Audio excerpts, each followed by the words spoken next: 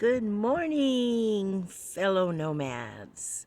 It's full-time RV gal here, Sky, and what you see in the background there is Scotty enjoying all the birds that are coming around to the food that I put outside because it's freezing, and it's been freezing for a week, and we've got at least 2 more weeks of either freezing rain or snow or both.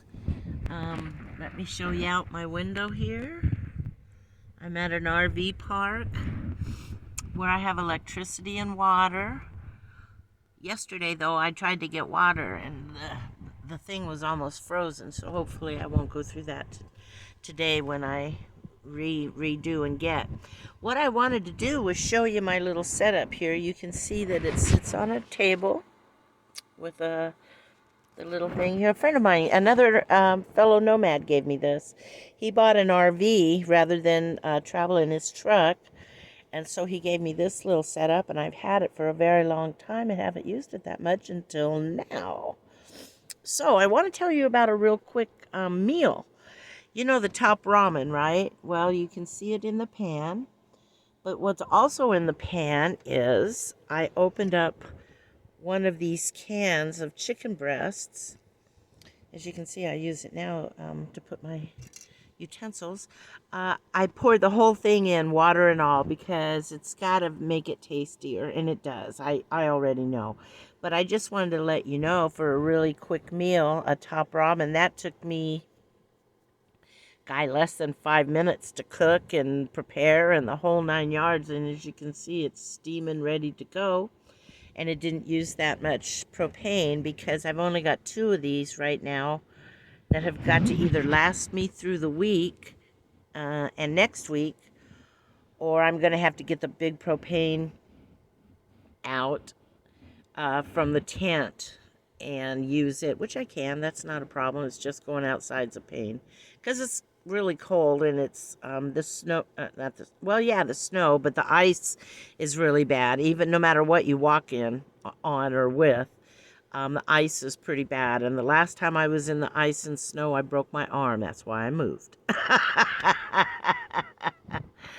But of course, it's the worst snow and temperatures, etc., in 30 years since I'm here. Shelley was telling me how mild the winters are, not to worry. Poor little thing. It's not her fault. She didn't know. So I come tootling down here thinking things were all going to be a lot different than they are. She's hunkered down in her house and got a brand new job and going to school and everything. So we don't really see each other very much, but we will Saturday. So that's a good thing. I'm doing this so you can enjoy Scotty. He's really having a good time in this winter wonderland. If you see all these things hanging, these are things that I've made to entertain him, but you can see he's much more entertained with the birds, and that's good for me. I like that. That's good. He just really has a ball. So, he's not suffering too bad. He's got all kinds of things to keep him busy and thinking and keep his little mind worried. And I've even got a big old bowl of tuna over here that he doesn't even know about, which shocks me, because the minute I open anything, he's right on me. But I'm going to leave him alone, and then he'll find out about it a little bit later and munch down. I've got plenty of food for him and me, and I'm all cozy in my van. I haven't even got it really that weatherized. I've got some reflectix there. I took the reflectix down over here so I could see out. It's like an old cave in my van. There's my costume I wore this weekend. There's my shoes, my clown shoes. I didn't wear them this weekend. You know what? I didn't even think about wearing them. Isn't that funny? But anyway, just wanted to let you know I'm doing okay. I think it's 19 degrees. I'm not sure. It might be 13. And I've got 3 layers on my feet, and my feet are still cold. I've had my electric heater right there going 24/7. and it's on high, and it keeps it so I don't really have to wear a sweatshirt. I've got double clothes on, and I'm okay. I'm not cold, other than my toes. I've been writing on my book, which is good. This is probably why I'm in this situation. Another thing I've been putting off forever. And I looked for my iPad and couldn't find it, so I must have left it at Shelley's, where all my notes are. So I'm having to like start over again, and that's okay too. Maybe it'll be better this time. I got to get that book out by this winter time. I'm telling you. I mean, by the next winter, this coming winter, not this one. Well, who knows? You know what? I hear about people writing books in a few days, but that isn't me. I've been writing this book for 5 years, starting over and over again. But I think this time I might try to get her done. And if they keep giving us stimulus packages, because this next one's probably taken, if I can get another one, then maybe I can get my book published. We'll see. I'd like to have it in book form rather than download, because I am old-fashioned. I do like it, and just 'cause. Anyhow, I'll let you go. I'll let Scotty continue to scout for the birds. And I'll update you on what's going on in the winter time of being here. Look at him. Isn't he wonderful? Oh my goodness. Anyhow, take care of yourself. Stay warm if you're in a cold climate like I am. If you're in your vans, same thing.